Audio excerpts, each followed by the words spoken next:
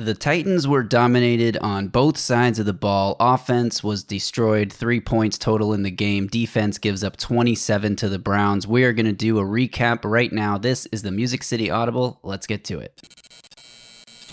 That's a first for me. I remember, a tight end following me, here with the Steelers last year, but never seen two guys follow me across the line. And I was going to keep on messing around with them, seeing as they couldn't snap the ball like that. So I was just having a little bit of fun, and wherever they settled, I was going to go the other way. So we were just going to play in this cat and mouse game all day. That was Myles Garrett talking post-game about the play that has gone viral all over Twitter. If you're a Titans fan on Twitter, you've probably seen it. If you are just a viewer of this podcast and a fan of the Titans, and maybe you haven't seen the replay of it, but late in the game on a third down near their own goal line, the Titans had two tight ends going in motion with Myles Garrett. Wherever he lined up, these two guys were going to go on the same side of the field and try to block him. And eventually, with Myles Garrett just switching back and forth, it led to a timeout to avoid a delay of game penalty. This is the Music City Audible. Thank you all for tuning in. Justin Graver here alongside Justin Melo, as always.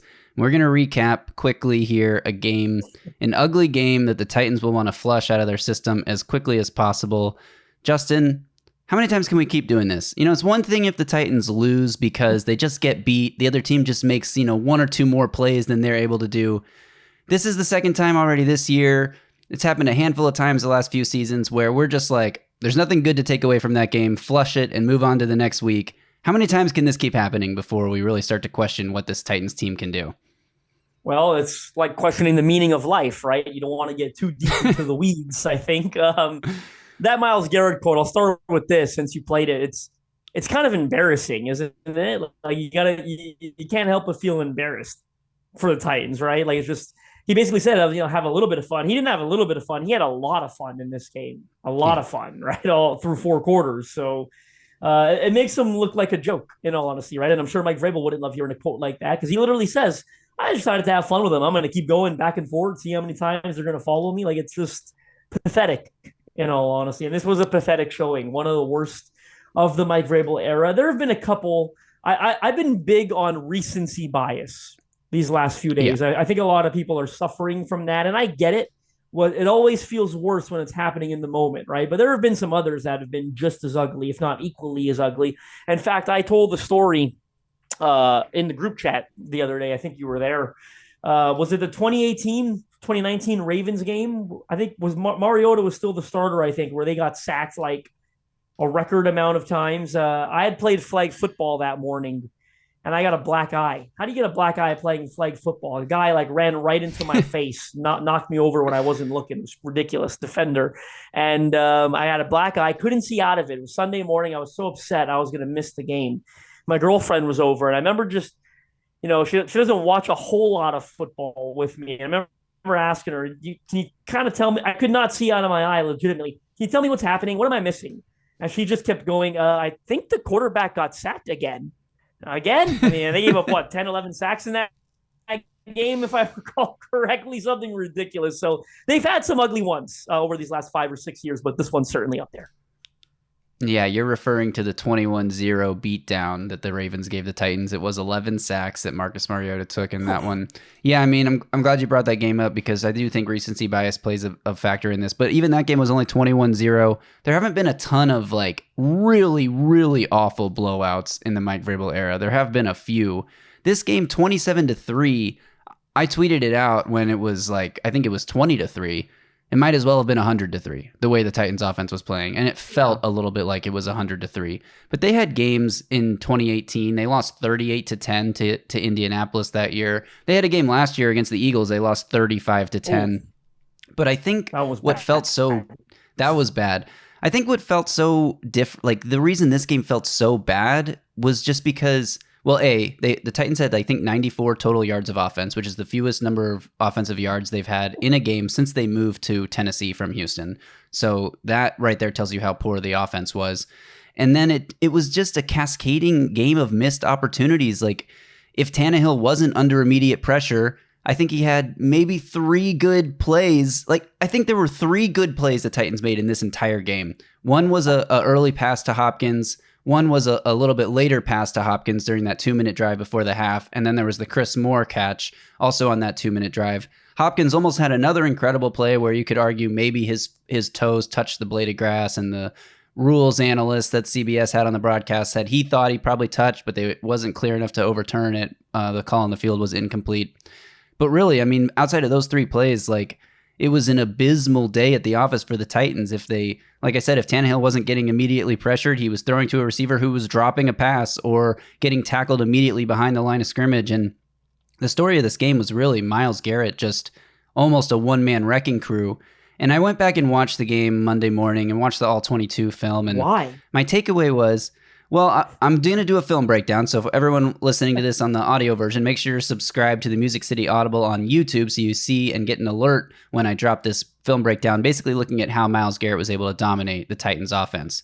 And so I started looking at this because I think the big reaction coming out of the game was like, why didn't the Titans do more to account for Garrett? Why weren't they helping Andre Dillard more? Andre Dillard, who allowed 7 pressures and 3 sacks in this game, is up to 6 sacks on the season through 3 weeks. Everybody talks about how bad Dennis Daly was. Dennis Daly allowed 12 sacks the entire season last year. Andre Dillard's already at half of that number through just 3 games.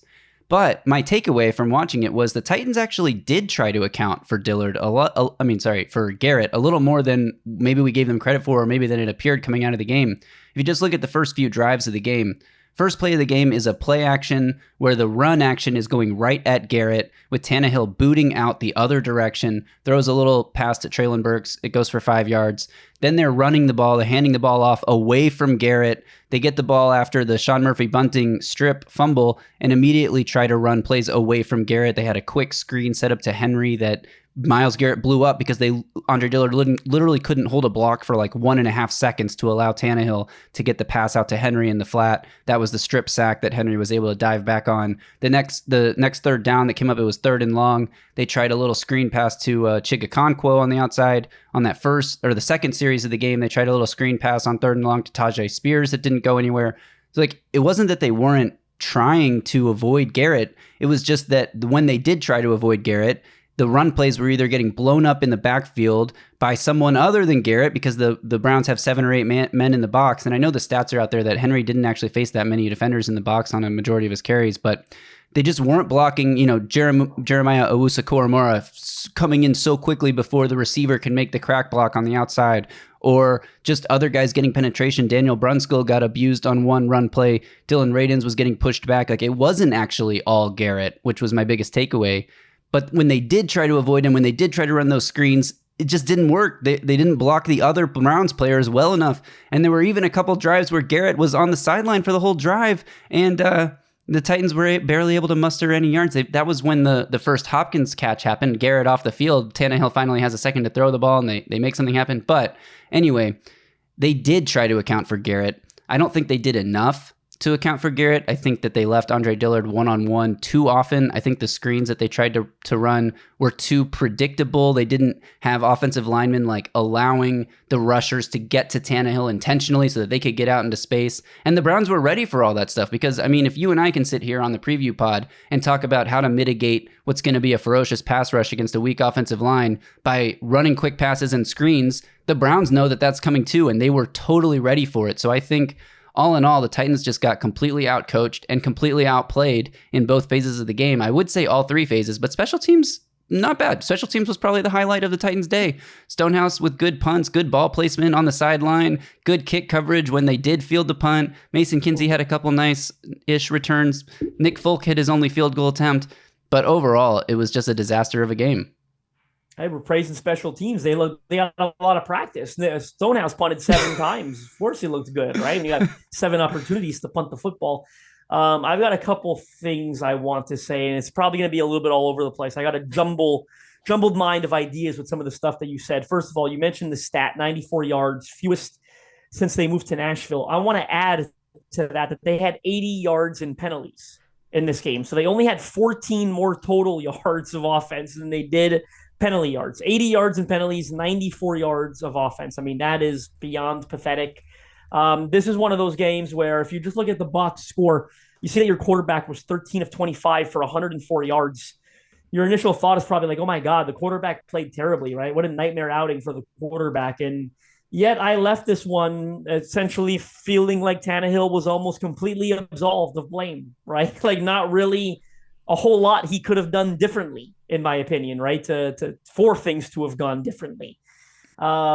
Geez, what else do I want to add? Yeah, a lot of hate for Andre Dillard. Look, I'm not going to sit here and tell you he doesn't deserve it. He does. He gave up what, probably 3.5 sacks, right? And the pressures are what they are. I will say though, and I'm not defending him by any stretch of the imagination, but these numbers, it's like he's on pace to give up triple the amount of sacks that Dennis Daly gave up, triple the amount of pressures that Dennis Daly gave up. That's like a guy rushing for 300 yards in week one and telling me he's on pace to run for whatever the fuck, 5,000 yards of rushing on the season. No, because it's probably not going to be that bad most of the year, right? So I don't really like extrapolating this 3-game sample size to tell you how poorly Andre Dillard is playing, because I don't think he's going to give up more pressures, more sacks than Dennis Daly did, for example. So I haven't quite been on board with that.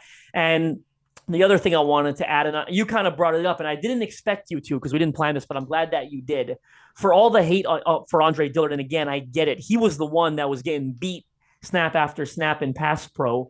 I thought all 5 of them were bad in run blocking. I don't think you get those results in run blocking that you did or that without all of them being bad, right? Derrick Henry, 11 carries for 20 yards. That's 1.8 yards per carry. And he had a long rush of 9. So what is that? The other 10 carries went for what, 11 yards, excuse me? Like that's crazy, right? And a bunch of those were stuffed at the line of scrimmage, and there was nothing he could do. He was getting gang tackled at or behind the line of scrimmage. It wasn't one guy coming in. It felt like it was 3, 4, 5 every single time they tried running the football. And Tajay Spears fared no better, 4 carries for 6 yards. And I thought consistently when they failed in the run game, for the most part, there wasn't one guy failing. It was essentially all 5 of them. Yeah, and there's one play that I thought about tweeting and decided not to, where Henry takes a handoff and it's like immediately there are 4 guys in the backfield. Immediately. And one of the reasons is like maybe they should have checked out of a run here, because when you look at it pre-snap, it's like the Browns have every single gap covered inside to out, plus maybe 1 or 2 additional guys. There was not going to be running room on this play unless they got really creative with it. We don't see them getting that creative. Like, we don't see the way Mike McDaniel is running the Dolphins offense with like just so many different pre-snap looks and pre-snap motions that all end up in essentially the same crack toss type of play. Like the Titans are just lining up and trying to run right at you and run to their, what they believe is their strength and has been their strength the past few years, but it wasn't their strength. It hasn't been their strength this season. Henry hasn't really had a great game. They haven't had a great rushing attack through 3 weeks, and it definitely wasn't working in this week 3 game. And so I actually get, Tajay Spears outsnapped Derrick Henry again. I get it. Like the run was not there. They tried in the first half, I think 3 consecutive times. Henry lost like 3 or 4 yards on 3 consecutive run attempts. Like when that's happening, there's nothing that you can do about it except like, are you going to keep trying that and keep running the ball and losing 3 yards on first or second down? Like I kind of get it where they're coming from. And I just think they needed to have a better game plan, like a more creative approach to attacking what has been a really good Browns defense. I think we're underrating even how good the Browns defense was in this game, because their first 2 opponents, like the Bengals playing with Joe Burrow coming fresh off of that injury with hardly any practice time. We'll look back on that now and it's like, well, maybe the Browns D is just really, really good. The Steelers game, like obviously we mentioned this on the preview pod, like without those 2 defensive touchdowns the Steelers scored, they had 12, 14 points, something like that. Like that would have been a really poor offensive showing for the Steelers. And the Browns EPA per play, like I think their 3 games are the 3 best defensive performances of the season in terms of EPA per play. I think I saw that on Twitter or something like that. So like when you're matched up with a defense that's been that good, like you just have to get more creative with the ball. You can't just say we're going to run our offense and not care who's on the other side of the field. And that's not what happened in this game. And I'm glad you mentioned the Tannehill thing, because I agree. It's like that's the biggest difference coming out of this game from the week 1 loss to the Saints is like in week 1 it was like most everyone played decent. Tannehill was just so bad it sank any chance of success for this team. In this game it wasn't like Tannehill was like, I agree he wasn't to blame, but on the other side of things, and this is where I think I can start getting really controversial here. It's super, super early in the season to have this conversation. You know where I'm going with this. Tannehill didn't do anything to rise above the terrible circumstances, and he's never been a guy that is going to rise above terrible circumstances. He's never shown tremendous creativity as a passer, and what I mean by that is like looking to extend plays and see where you can attack the defense once the snap is in your hand, like versus just running the play that is called exactly as it's called and going through your progressions and finding whatever, like doing something creative in the pocket or out of the pocket. And that's just not who he is. And at this point in his career, at 35, 36 years old, he has basically no escapability left. He managed to get outside the pocket and throw the ball away a couple times in this game. But in terms of like what we saw on the other side of the field in this game with the Titans getting to Deshaun Watson frequently, especially in the first quarter, and just failing to bring him down, Tannehill doesn't give you any of that. And so I ask, way too early in the season, when do the Titans make a quarterback change? Do things really have to get off the rails over the next few games before we see that happen? Is it going to happen at all? And before I let you answer that, I'm just going to tell you my opinion here. I think they should just do it. Bite the bullet and do it. And look, I know things aren't going to be as bad as they were in this game every single week, but when you look at how the team has performed through 3 weeks, when you look at our preseason expectations with, we knew they had holes on the offensive line. We knew that was going to be an issue. It completely sank them in this game in both the running and passing game. We knew they had a lack of weapons and at least experienced playmakers on offense. And all the guys that we hoped would take a big step forward, Chigakonkwo, Traylon Burks, breakout season, like Burks had 2 or 3 crucial drops in this game. Yes, he was running wide open on another play where Tannehill missed him. That's on Tannehill for sure. I just think this team's not going anywhere this year.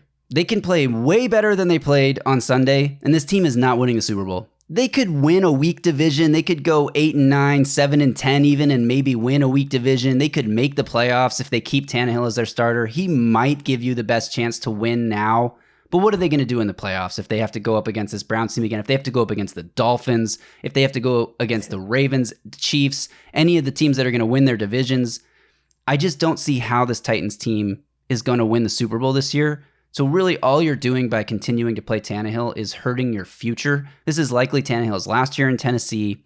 This is a loaded quarterback draft class coming up in 2024. Like one of the deepest classes we've seen in a long time. Maybe not a ton of like super elite quarterbacks, but guys that are going to be drafted in the 2nd, 3rd, and 4th rounds and become starters in the NFL, I think, at least for a few seasons to see what they got. You have to know before the draft gets here if Malik Willis or Will Levis can be a franchise quarterback. And you're not going to find that out if you stick with Tannehill the entire season.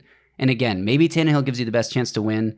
This is why I don't think it's ever going to happen before the Titans are like 1-7 or 2-5, or they got to be really bad before Mike Vrabel actually does this. But I think they should do it because they're not winning it all this year with Tannehill or without him. See if a Malik Willis, for instance, sure, he struggled a lot last year, hasn't really shown the ability to read defenses at a high level, was okay in the preseason, not great, not horrible. But you know what he adds that Tannehill doesn't have anymore is escapability. And I know he took a lot of sacks in college, and I know he took a lot of sacks when he started last year, but he has at least shown flashes of the ability to evade pressure in the pocket, to make the first pass rusher miss, to get out of the pocket and scramble or throw the ball downfield, even if it's a bad throw, to at least mitigate some of the troubles that you're going to have all season long behind this offensive line. Let's see if he can show improvement throughout the season like he showed in training camp. Let's see if Malik Willis is your guy. Give him a handful of games. If he's not it, then you let the rookie try. Let Will Levis have a go at it and see if either of these guys can elevate the players around them. Because what Ryan Tannehill does is he will give you exactly what you expect with the players around you. If you have great playmakers like A.J. Brown and Derrick Henry more in his prime and a good run-blocking offensive line, yeah, Ryan Tannehill can lead a potent offense. If you have a really subpar offensive line, Derrick Henry getting older, playmakers that are questionable, Ryan, this is what you're going to get from Tannehill. And so that's a long monologue to say, I think it's time just because you're not going anywhere. Let's see what else you got. Let's see if you can spark something. And the last thing I'll say before I turn it back to you, sorry, it's been a long monologue. In 2019, we had a huge debate amongst this fan base. Is it Mariota's fault? Is it the play calling? Is it the offense as a whole? Is it all the personnel together? And we thought, you know what? At the end of the day, Mariota's not playing great, but really this is a huge team failure. This isn't all his fault. And then Ryan Tannehill came in and everything changed. And I know Tannehill is now the guy that I'm saying you should take out of the lineup. It's 4 or 5 years later. Like, he's a different player than he was back then. He's considerably older, and maybe you can get a similar spark just from a simple change at QB. I'm not saying it's going to happen. I don't think Malik Willis is leading this team to a 11-5 season and going on to win playoff games or whatever, 11-6 now, I guess. But I just think you have to know if he can ever do it, and you have to know before you have a chance to draft a quarterback in this year's draft. And if he's bad, if him and Levis are both bad, maybe you have a chance at, one of the 2 elite left tackles that are going to be in this draft class, a chance at Marvin Harrison Jr., or if you want to make the move again to take a potential franchise quarterback, at least you know. So that's my long monologue to say all that. Yeah, I've got a couple things. First off, when they inserted Ryan Tannehill in 2019, he was a veteran, right? Who'd been starting for multiple years in this league, and I think was better suited to handle that change. They don't have that guy right now. And I take some offense to you saying maybe Ryan Tannehill gives them the best chance to win games right now, because he 100,000% gives them the best chance to win football. There's no doubt about it that he gives them the best chance to win games right now. I can agree with you in saying they're not going anywhere. They're not going to win a Super Bowl, and it would be good to find out what you have. I get that. I do. But they're not going to make the move. Not yet. Certainly not until they're out of it. You look at the division right now, like the Colts are leading the division at 2-1. You think the Colts are winning this division? They're not. Right? The Jags look like a massive disappointment at 1-2. They just lost by 20 points to the Houston Texans. And I get it, right? Yeah. Like winning the division at 7-10, 8-9, heck, even 9-8, just to get blasted in the playoffs by a much better team doesn't do anything for you or for the fan base, right? It doesn't do anything for the fan base, but it probably does keep people from getting fired, right? And that's what they're coaching for, right? Like, they're coaching for division titles. They're coaching for playoff appearances. So I get it. Like, at some point, if this keeps going the way it's going, you're going to have to find out what you have in your young quarterbacks. But I'll be honest with you, like, with the situation that it is right now, I'm extremely pessimistic. Like, I don't see how there's any way they put one of these young quarterbacks into this situation and find out something good. Like, they're not going to learn anything good with this, what they have with this offensive line. Like, this is going to sound terrible of me to say, but I'm going to say it. I think I would be more willing to put Malik Willis in than I would Will Levis. And this sounds bad, Same. but teams think like this because you have more invested in Will Levis, in all honesty. Like, I don't think they're really expecting Malik Willis to come out and prove himself as a long-term starting quarterback. So I think if they're willing to risk one of them behind this supporting cast that looks like it sucks, I think they would be willing to do it with the one they have less invested in. They would never say it, but it's almost like throwing caution to the wind, where you say, you know what? Let's take a chance on a guy that we probably don't think is our franchise guy. And if he's not, behind the supporting cast, he's not capable. We really weren't expecting it anyway. So let's just move on, right, from him, right? Whereas at this point in Will Levis, I think they've got considerably more invested in him. He was drafted more recently. He was picked fairly earlier than Willis, and he was picked by the current GM. So, and of course, he's got less experience, had that injury. So I'd be pretty surprised if they're willing to throw Will Levis in behind this situation. But I wouldn't be surprised if they throw in Malik Willis at some point and said, hey, let's see if the kid can surprise us. Yeah. And, this is all very negative outlook on the season here. We're talking about basically being over after 3 weeks. And that's like a reality check here. You mentioned recency bias at the top of the show. Recency bias is, coloring all of our opinions on this team right now. And I'm talking about the recency of Sunday. Let's look really quickly at a couple instances over the last couple seasons. In 2021, they got smoked in the opening game to the Cardinals, 38-13. They looked completely inept. They didn't look like they were going to be a competitive NFL team all season long from that one game. They went on to win 8 of their next 9 games. In 2022, week 2 against Buffalo, they lost 41-7. Again, looked completely non-competitive on both sides of the ball. Didn't look like a team that was ready to compete at all that season. They were 0-2 at that point. They went on to win 7 of their next 8 games before injuries totally ravaged them, and then they obviously lost the last 7. This team has done this before. They have had a totally uninspired week early in the season and then quickly turn things around to go on a big-time winning streak. That is totally possible that it happens again this year. They were completely unprepared for what the Browns threw at them on Sunday, but that doesn't mean that they won't learn from this, get better, and be better next week against the Bengals, especially if Joe Burrow is either injured or just straight up out of the game, playing through injury or not playing at all. Then they get the Colts, who may or may not have Anthony Richardson. I don't know if it's better for them, for the Titans, to face Anthony Richardson or Gardner Minshew at this point in Richardson's young career. Gardner Minshew is the one who led the Colts to victory over the Ravens. And then they play the Ravens in London, who just, again, lost to a Colts team quarterbacked by Gardner Minshew with very little, pretty unproven, maybe even bad cornerbacks on their defense. It's not like the Colts are going to be a good team the rest of this season and the Ravens just lost to them. So, look, there is hope if you're a Titans fan who thinks they can still compete this year.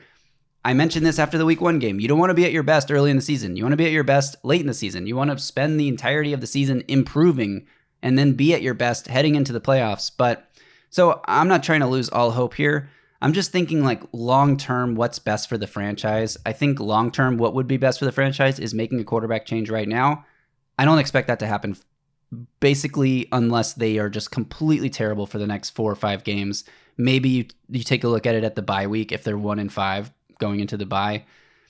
All that to say, I do think that Ryan Tannehill is going to be the starting quarterback for most of, if not all of this season. And I do think the Titans still have a chance to be competitive. I would still pick them to win the AFC South right now, even after what we just saw, because like you mentioned, Jacksonville is struggling. Doug Peterson mentioned in his press conference that they're trying too hard to live up to preseason expectations. CJ Stroud looks a lot better than we maybe expected, or maybe some of us didn't. Maybe some of us expected him to be this good, but he was very good on Sunday, leading the Texans to a huge win over the Jags. I don't think the Colts are very good. I don't think the Texans are a great team, even with Stroud playing well. But they're another team that's going to be improving throughout the course of the year. All that to say, the Titans can definitely win the division. They can definitely make the playoffs. So the season's not over. It's a tough week to be a Titans fan. One silver lining, though, they were not the most embarrassing loss of the weekend. They weren't even in the top 4, in my opinion. You got the Bills routing the 2-0 Commanders. You had the Jags losing to the Texans. You had the Broncos losing 70-20.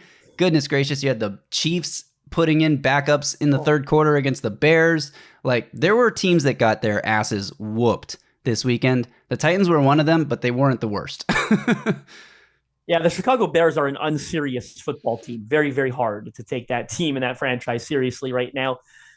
I've got a mirage of thoughts that I want to add before we eventually get out of here, because I don't want to forget them. And then, again, they're a little all over the place. But you talked a little bit about how you thought the coaching staff could have done more and, certain players rise above, yada, yada. I've got a bit more of a simplistic, maybe even pessimistic point of view. You know what I think the Titans lacked over the Cleveland Browns in this game? What's that? They didn't have the better football players. They just they're not going to have the better football. That's going to be an issue for a lot of this season. For sure it is. They've got a not so good roster, right? But it's at some point guys got to block, right? It's that simple. You could only do so much to scheme around a bad offensive line or to coach around guys that can't block. They couldn't block them. It was that simple. They couldn't block them. They didn't have the better football players. Couple other thoughts. I did not think the coaching staff was at much fault for this game, but if you follow our pal Superhorn on Twitter, he's on one right now, by the way. I feel like Superhorn is all the way back. He tweeted out some great clips from that game. Can you believe that one? I don't think I noticed it in the moment. Right after the turnover, right? You talked about it, the Myles Garrett strip sack. You brought it up earlier. Well, you should have brought up Superhorn's tweet about it. I did not realize they're in 13 personnel on that play in shotgun. Not a whole lot you can do in shotgun in 13 personnel. For those of our listeners who don't know what 13 personnel is, 1 running back, 1 receiver, 3 tight ends. Shotgun from 13 personnel is very rare. You know what's even worse about that is that 1 receiver on the field was Nick Westbrook-Akine. That is mind-blowing to me. You've got DeAndre Hopkins, you've got Traylon Burks, a lot invested in both those receivers. And you go to 1 receiver on the field, and it's Nick Westbrook-Akine. And guess what? At that point, you already had a good idea you were struggling to block them. You knew you were going to have a tough time blocking them. You put one receiver on the field as soon as you get the ball down there, essentially near the red zone, and it's going to be one receiver that's not very good at separating. Like, if you're going to put one receiver on the field against that defensive front and you're struggling to block them, I hope it's one that can separate so Tannehill can get the ball out of his hands quickly. What ends up happening, that's the play where he's looking for Henry in the flat and Garrett beats Dillard with the quickness, gets him on a strip sack. Probably happens anyway. Who knows? But you know what? Maybe if you have DeAndre Hopkins, maybe if you have Treylon Burks in that game, and I'm very down on Burks right now, but I'm still saying maybe they beat their guy. Certainly a little bit quicker than Nick Westbrook-Akine can. So 13 personnel shotgun in that situation with your third or fourth best healthy receiver being the lone wideout in the game is a mind-blowing call. Yeah, I agree with that. And I mean, it's one of those situations where they're not necessarily telegraphing the play because they didn't hand it off to Derrick Henry. But when that's the personnel on the field, it's like there's only so many places this ball is going to go. And there was a play, I think it was the Lions. The Lions ran a similar play, formation-wise at least, and they hit Sam Laporta for a 35-yard touchdown on this play because they had 3 tight ends in the game, and they did a little play-action fake to make you think, well, we got 3 tight ends, we're obviously running the ball, and then they sent Sam Laporta up the seam, and nobody covered him, essentially. They could try something like that. If you're going to do this whole 3 tight ends out of shotgun thing, at least be deceptive with it and end up trying to target one of those guys that everyone on the Browns is looking at the offensive formation. They're thinking, this ball's either going to Henry or maybe it's a screen to Chigakonkwo. It's not going to be anything else. And then hit him with something else. I actually wrote about that play for the Draft Network this morning, funny enough. Number one, they blocked, right? They gave Goff time to run the play action and go through progressions. And number two, and I'm not blaming you, because I thought the same. I thought no one was covering Sam Laporta. Turns out it looked like, if you look at the all-22, the safety, Laporta, the initial stem, gets the safety completely fooled, going in a different direction. And Laporta breaks back out to the outside, ends up being wide open for a 45-yard touchdown grab. So that's a beautiful play, and I wish the Titans could run it. But they can't block, and they can't run routes, and they don't have anyone that can do any of those things. So, no, they can't run it. Yeah, we haven't talked about the Titans' defense hardly at all here, outside of mentioning that they weren't able to bring down Watson. Can we mention that Christian Fulton through the season is allowing a perfect 158.3 passer rating? He has been burnt toast, crispy bacon out on the outside. He gave up a long touchdown. Played 2 games. Yeah, he gave up a long touchdown to Cooper. He should have given up 2. The refs blew the play dead when Cooper was 100% still in bounds. That was horrible officiating. The Titans actually Nowhere near out of bounds. Nowhere near out of bounds. The first time that a touchdown comes off the board that helps the Titans. But I mean, he has been really, really bad through the 2 games that he's played. The Titans secondary had a pretty good game in week 2 without him. So that makes me wonder what's going to happen with Christian Fulton. The pass rush, it was not as effective as I thought it would be. They did a good job pressuring Watson. They had a handful of sacks, but they didn't do a good enough job of bringing him down. They committed way too many penalties in the secondary. When you have Deshaun Watson throw the ball backwards as he's being taken to the ground 16 yards and set up a 2nd and 26, and the Browns get a first down on the very next play because of a long defensive pass interference penalty, it's just unacceptable. And that's what I meant by missed opportunities in this game. Like, you had opportunities at the 19-yard line of the Browns after SMB has an amazing play to strip the ball and recover it and take it down to the 19-yard line. And what does the offense do? They lose 7 or 9 yards. I can't remember. They lose, I think, 9 yards and end up kicking a field goal. So horrible blown opportunity there. The drops, but also on defense. You have Watson in your grasp so many times and you're unable to bring him to the ground. You create a 16-yard loss, and then instead of like getting off the field or creating a turnover or setting yourself up with good field position, they allow a touchdown on that drive. They don't cover. Azeez Al-Shire is trying to cover Jerome Ford out of the backfield and bites way too hard on the fake slant, the sluggo route. Jerome Ford turns it upfield. He's wide open in the end zone. Just way too many times that the Titans were unable to capitalize on opportunities, combined with getting straight up beat. And I mean, the Browns are not able to run the ball at all in this game. Like, can we talk about how many times the Browns ran the ball for 0, 1, or negative yards? I mean, they finished the game with 31 carries for 78 yards, 2.5 yards per carry. Lead back Jerome Ford, 10 carries for 18 yards. Kareem Hunt, 5 carries for 13 yards. Pierre Strong had a little bit of success, 6 carries for 27 yards, 4.5 yards per carry. But everyone else was, I mean, they were pathetic running the ball. They tried to get Elijah Moore involved in the run game. He had 3 carries for -1 yard. They tried to get Marquise Goodwin involved in some of those end arounds. He had a carry for 1 yard. They direct snapped it to Harrison Bryant twice. He had 2 carries for 4 yards. Both of those were big conversions. So that's actually a successful play, even though he only finished with 4 yards on 2 carries. My point is, great run defense is only going to get you so far. And eventually teams are just going to completely stop trying to run the ball against the Titans because they know they can beat them through the air. It's what we saw happen last season. And if the pass rush is going to get to the quarterback and not sack anybody, like that makes the secondary have to cover for so much longer that guys are going to get open eventually. And I just feel like this emphasis on run defense, if you get in the playoffs and you're playing a close, gritty game and the other team has a lead and they can't run the ball and it allows you to get back in the game, that's when you need to have a good run defense. But right now, having a good run defense is useless without a good pass defense to go with it. And that's kind of where the Titans sit again for the second year in a row. Yeah, I mean, look, I've been saying for a while now that what do they get from their cornerbacks? They get league average play. And maybe that was too generous, right? It wasn't league average on Sunday. It was really, really bad, right? The penalties. And there was a lot of complaining about the penalties. I thought most of them were penalties. I didn't have a lot of gripes with the flags. They were holding. They were interfering, yada, yada. They were penalties. So I thought Fulton had a terrible, terrible game. Murphy Bunting had the one moment, but he had some bad moments as well. Just not a good performance for the secondary. And I'm going to make one final point on the offense because I'm going to pat myself on the back. You'll know I always take the opportunity. Then we say I made multiple appearances this week on Brown's podcasts, and I kept getting asked about the offensive line. And I said to everyone, I think everyone's sort of holding their breath because it was good through the first 2 weeks, but we don't really know yet. And at some point, they're going to have a stinker. They're going to have a stinker that reminds you of what you thought they were going to be.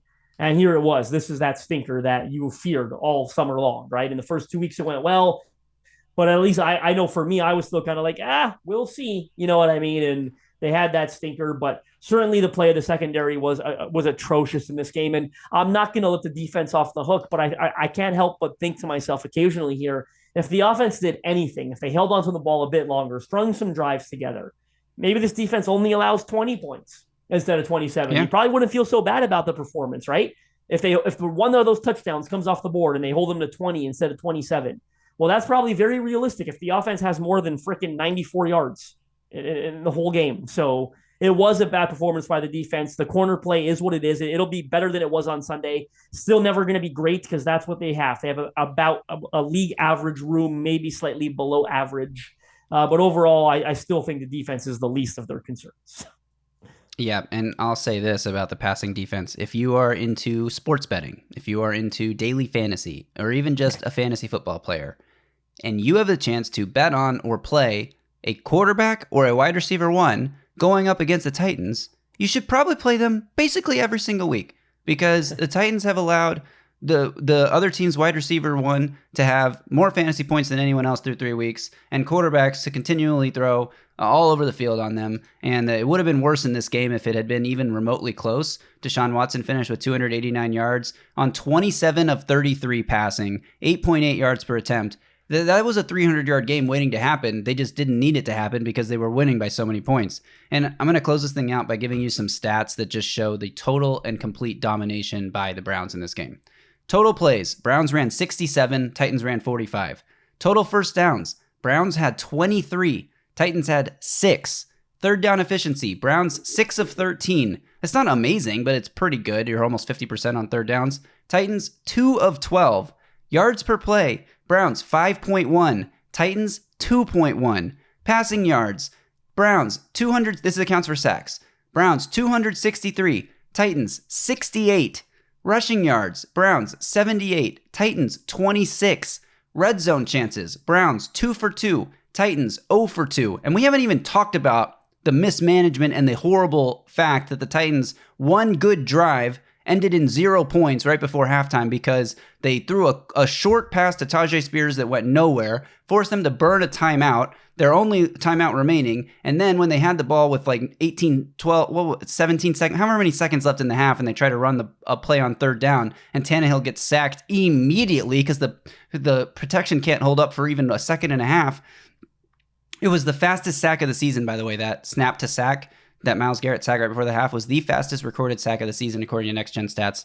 Titans come away with 0 points there because they had to burn the timeout because of the short pass. They run a play on third down where the ball isn't designed to get out of Tannehill's hands immediately, although you can't really blame anyone but Andre Dillard for that one because, again, fastest sack of the season so far. And they come away with 0 points. Horrible sequence for the Titans there. But anyway, red zone, Titans 0 for 2, Browns 2 for 2. Penalties, Titans 8 for 80 yards, Browns 5 for 46 yards. And finally, time of possession, Titans 21 minutes, 31 seconds, Browns 38 minutes, 29 seconds. The only thing the Titans did better than the Browns was protect the football. The Browns had 1 turnover, Titans had 0. But it was completely irrelevant because it didn't. If your offense is basically a punt every time you touch the ball, that's worse than turning it over every time you touch the ball. Well, it's not worse, but I mean, you can't overcome the turnover battle when you only have 94 yards of offense, even if you win the turnover battle 1-0 and the other team still puts up 27 points on you. So anyway, like we said at the top, flush it and move on to the Bengals. Not that I think that, if Joe Burrow's hurt or hobbled, the Titans have a chance. But other than that, I don't know. Like I said before the Week 2 game, when I predicted a Titans loss, I got to see it now before I can think that this offense can do anything. Because, yeah, they did it against the Chargers, who have been one of the worst defenses in the league now through 3 weeks. But yeah, I don't know. I don't have anything else to say about this team except that they continue to build up my expectations only to pull them out from under me so fast that I don't even know what happened. The whiplash is just debilitating. You sum it up perfectly, right? They were just dominated in this game in all phases, in my opinion, both sides of the ball. This is essentially what we feared, right? The offensive line just preventing them from running an effective offense that looks like an NFL offense, right? They just weren't able to block all day long, and it is what it is. So they'll flush this one. A couple of things, by the way, we should quickly add. Dane Cruikshank signed to the practice squad. Yeah. I guess old friend there, reunion. And I just broke on Twitter. People will see it before this comes out, obviously. They're re-signing Otis Reese to the practice squad as well. He's someone that they had released from the 53-man roster late last week. So that's how they're rounding out the practice squad. Those 2 final spots they had, Dane Cruikshank and Otis Reese.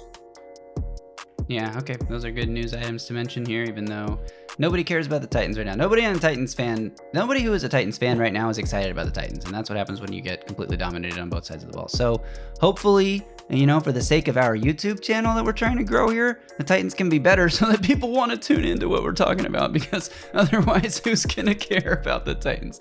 Anyway, that's my segue to remind everyone to please subscribe to the Music City Audible YouTube channel. We appreciate everyone for tuning in. Follow Justin on Twitter at JustinM_NFL. Follow me at Titans Film Room. We'll be back again this week to preview the Bengals game. We got a great guest coming on for that one. I'm going to do maybe 1 or 2 film breakdowns from this game. If I can find anything positive to talk about from the Titans side, I will. But mostly it's going to be positive about the Browns and negative about the Titans. So I'm definitely going to do the Myles Garrett, how he dominated the Titans offense breakdown coming later this week. So stay tuned for that. Until then, you all stay safe out there and tighten up.